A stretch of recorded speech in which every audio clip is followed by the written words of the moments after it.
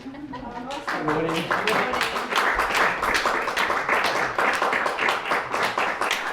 Good morning, everyone. Thanks so much for coming. We've already had one concert and it's been a delight. I'm really thrilled to do it again. Thanks for that lovely welcome, Jenny. When Jenny asked me to put this program together, I was really excited because one of my teachers, the great forte pianist Malcolm Bilson, he once said that we're making replicas of these old instruments, but he said, you know what we should be making are replicas of old rooms. And this is a real delight to play an instrument like this, which was designed to be performed in a space like this, so I hope you enjoy. What I decided to do was program some music absolutely contemporaneous with this piano, and also each composer has a sort of special story with the maker, John Broadwood. He was one of the greatest entrepreneurs, industrialists of the 19th century. So the first thing I wanted to play, well, I also imagined for myself that I was an Australian woman, as it were, who came to Australia in the 1840s, and in London I had taken lessons, as I would. And I'm a very adept player, and in my trunk I've packed some music that I would like to play in this new country, and of course in the ship as well as this piano. So I thought I would program it around that, and the first thing that comes to mind is Mendelssohn. Mendelssohn was very popular in Britain in the 1840s. Queen Victoria's favourite composer, Alfred and Victoria, entertained them at Buckingham Palace. And his songs without words, which are textless songs for the piano, were extremely popular. So to start off with, these date from the late 1830s, so just exactly about 8 years before this piano was built. I'm just playing the first suite from the first book of Songs Without Words by Felix Mendelssohn.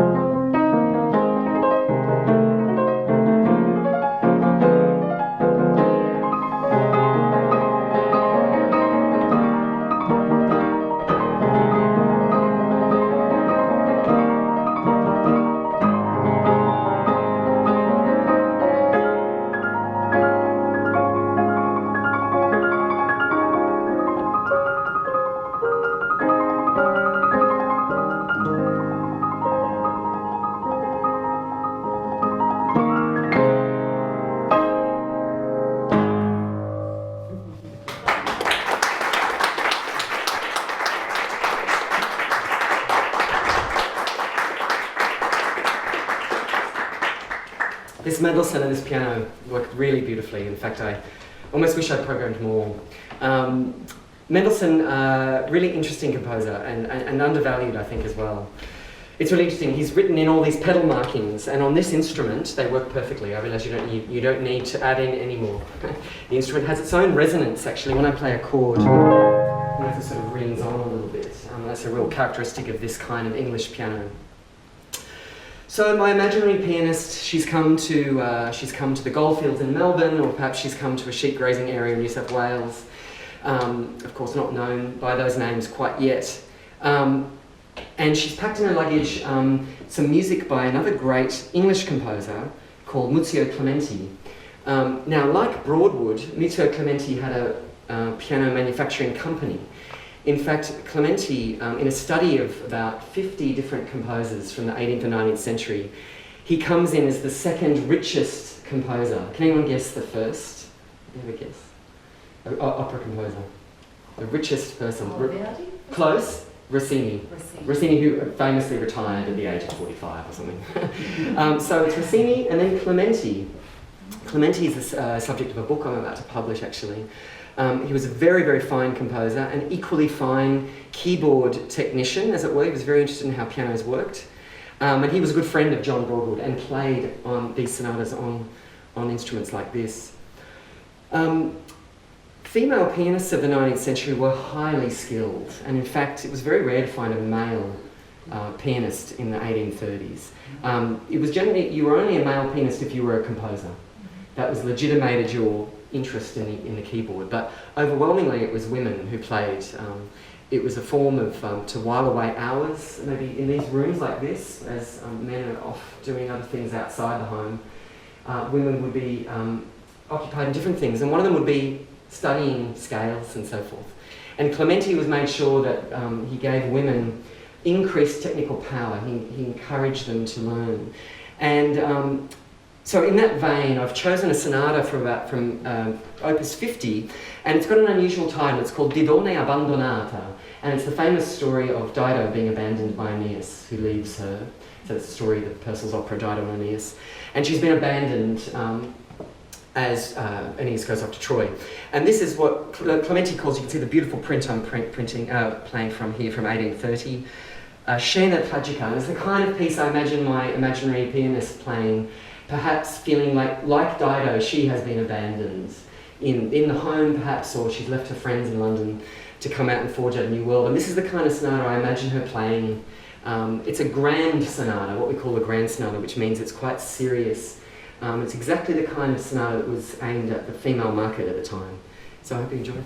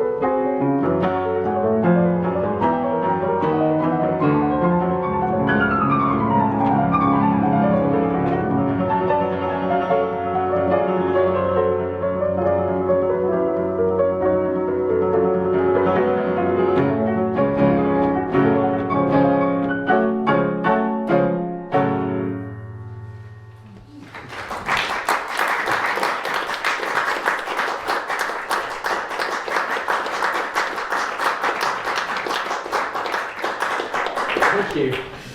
Yeah, it's an extraordinary piece. Clementi writes really interesting pedal markings that sort of might evoke in an internal space like this, external spaces that wouldn't have been available to a woman at that time, like echo in the vales and so forth. And she herself might feel like she's Dido, calling out to no one responding. So there's some extraordinary programmatic parts in that piece.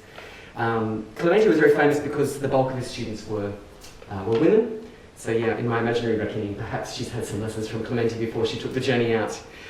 The next piece I want to play also has a very interesting connection to Broadwood, and that's Frédéric Chopin, who we all know and love, and one of the great pianists of the 19th century. He took his last tour of Great Britain in 1848, which is almost exactly when this piano was made, 1847 or so.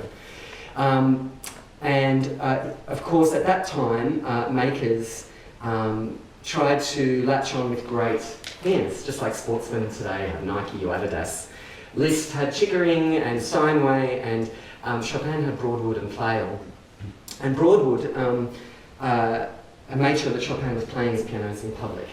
And of course, Chopin was terrified of exactly this kind of situation that I'm playing for you right now, a salon, with people very close to him. So he was quite a nervous player.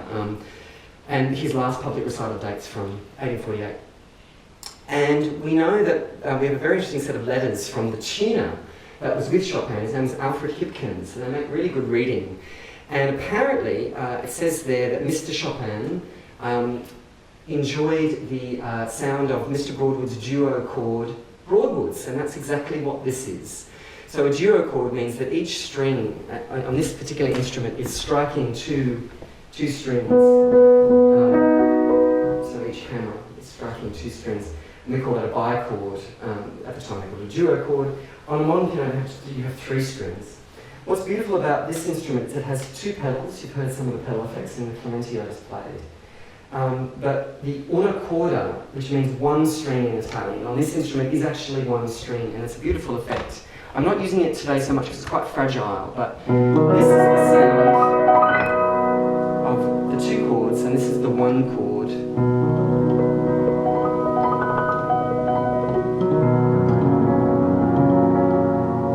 So it's quite an ethereal sound. So apparently, he said, Mr. Chopin loves these pianos, they sound very sweet, and that's the English word he uses, and that's exactly what this tones of instrument is. So what I'd like to play for you now is a nocturne by Chopin. They're usually played on historical instruments, on things like Pleyels, but actually I find it really works very well on this Broadwood, so very special. Another thing I'm trying out today is that I only just discovered the first edition print, which those in the front row can see, very dark facsimile of it. And I noticed, to my interest, that Chopin has marked a metronome marking. Metronomes were the latest technology of the day that ensured that you could pretty objectively say what a tempo was. It's actually really fast. It's a dotted crotchet equals 50. And then I thought, surely that's a mistake. And then I looked at this, I found this holograph of the Mac facsimile, and it's really clearly there, it's dotted crotchet equals 50. So then I started listening to some recordings and seeing, does anyone play it? Because a lot of you will know this nocturne at that speed. And I only found one pianist, and that's the great Italian pianist Maurizio Pollini. Does it sort of close to 50, it's about 60 or so. When I played this, when I learned as a child, I did it about, dotted crotchet was like 20 or something like that. So today I'm going to try and do Chopin's original marking and be interested to see what you think. It changes the nature of the nocturne a lot. But again, I'm my imaginary pianist in 1840s Australia I've got this piece, fresh off the boat. What is this? A dotted crotchet 50. I get my metronome, I try it out, and I dutifully try and see what it is. So I think you'll enjoy it. Certainly it's very different.